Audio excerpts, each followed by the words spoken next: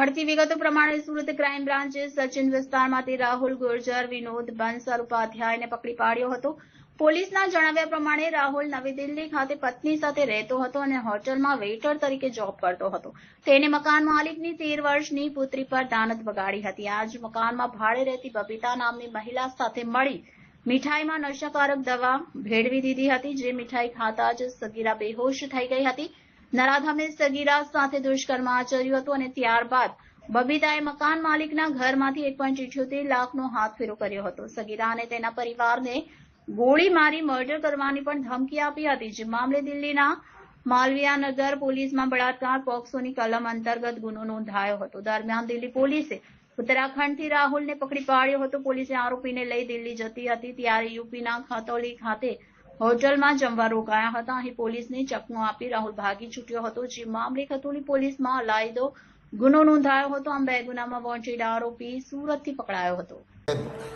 સુરત શહેરમાં નાસ્તા પડતા આરોપીઓ તથા પેરોલ જમ્પ આરોપીને પકડવાની જે ઝુંબેશ ચાલી રહી છે, એ ઝુંબેશ અંતર્ગત દિલ્હી માલવીયાનગર પોલીસમાં 9/7/2024ના રોજ એક દુષ્કર્મનો આરોપી જાપ્તામાંથી ભાગી ગયેલાનો ગુનો નોંધાયેલ છે.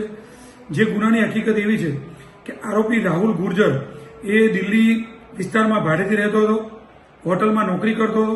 એની ગર્લફ્રેન્ડ છે બબીતા, એને બંને જણા સાથે મકાનમાં ભાડે રહેતા હતા. જે મકાન માલિકની પુત્રી છે, ઉંમર વર્ષ 13ની, એને મીઠાઈમાં નશાકારક દવા પીવડાવી બેભાન કરી એના પર દુષ્કર્મ કરી અને નાસી ગયેલો હતો. અને વારંવાર દુષ્કર્મ કરતો હતો. એના ઘરમાંથી પ્રેરીના ઘરમાંથી લોકર તોડી 1,78,000 રૂપિયાની એની ચોરી કરેલ હતી. અને એ બાળકીને વારંવાર જો તું કોઈને કહી દેશે તો તારા ઘરમાંથી તારા સભ્યોને ગોળી મારી અને મર્ડર કરી નાખીશ એવી ધમકી આપતો હતો. એટલે બાળકી ચૂપ રહેલી હતી. એ બાબતનો ગુનો દિલ્હી માલવીયાનગર પોલીસમાં દાખલ થયેલો હતો. ત્યારબાદ જે આરોપી જાપ્તામાંથી ભાગી ગયો હતો એનો ગુનો ઉત્તર પ્રદેશ મુઝફ્ફરનગરમાં દાખલ કરવામાં આવેલો હતો. એ આરોપીની બાતમી ખાનગી રાહે મળતા કે જે આરોપી સુરત શહેરમાં સચિન ઇન્ડસ્ટ્રીયલ વિસ્તારમાં રહે છે એવી બાતમીના આધાર પર આરોપી રાહુલ ઉર્ફે રાહુલ ગુર્જર ઉંમર 20નાને સુરત ક્રાઇમના જે ઝડપી પાડેલ છે. દિલ્હી પોલીસને જાણ કરી છે. દિલ્હી પોલીસ આવી અને આરોપીને લઈ જશે.